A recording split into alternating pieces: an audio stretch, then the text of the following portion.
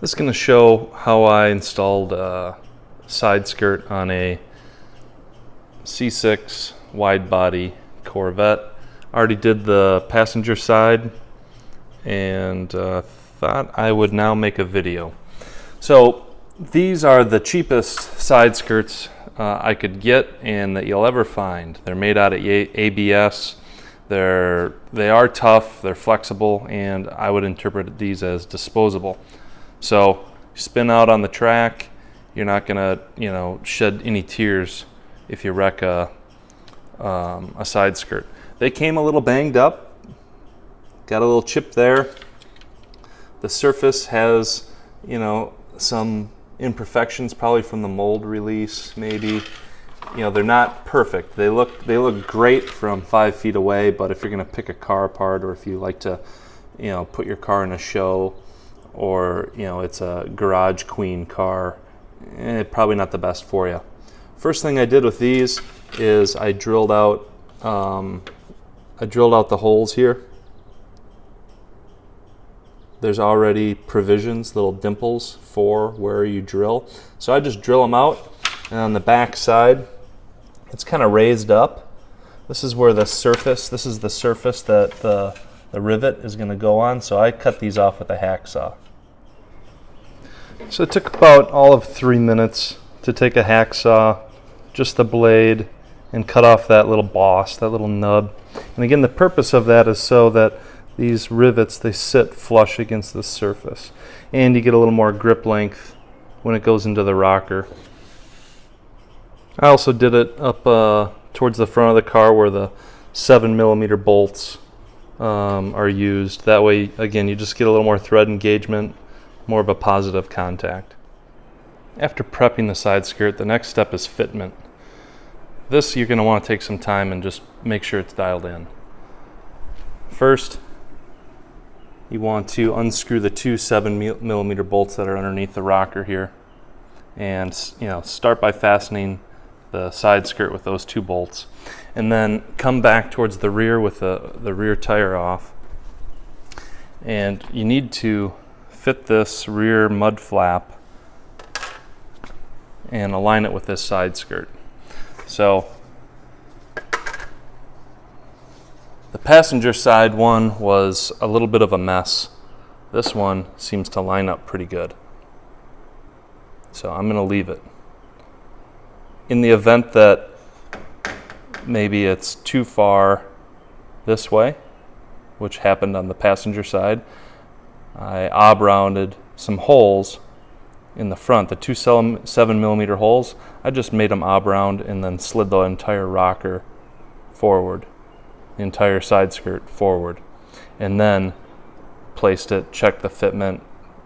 The gaps were allowable between the mud flap and the side skirt. And at that point, then I started to drill into the rocker and rivet the side skirt to the car. When you start to rivet, start at the front, and one at a time, slowly work your way back, making sure that the side skirt is pressed up against the rocker in a nice tight fashion. There's really only one way that it slides on there and mates to the rocker nice and flush. So take your time and start drilling. The rivets that I'm using are 3/16 long. These are exploder rivets. So I got a pack of 50 on Amazon. They're aluminum. The exploder rivets are for thin sheet metal or thin fiberglass plastic. They're used a lot in aircraft. When you expand it or when you crimp it, this is what happens. It crimps real easy, and then it creates a big surface area on the back side.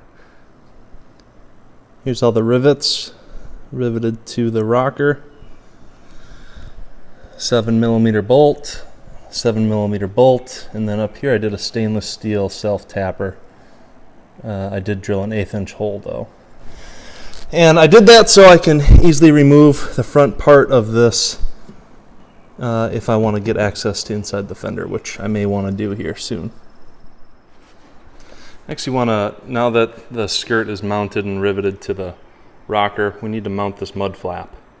So in order to do this effectively, I'm going to put some Vaseline on this bolt here, and then it'll transfer to where I need to drill on this rear mud flap, and then I'll add some rivets as well. The back mud splash, mud guard, put one rivet up here, one down here to kind of seal up a gap, and then down here to fasten the skirt to the mud flap. Made this hole a little obround in and out. That way I could position it and line it up the best I can. This is pretty good for what they are. So again, not show quality, but functional. It's absolutely rigid. It's not going anywhere. And easily replaceable if damaged.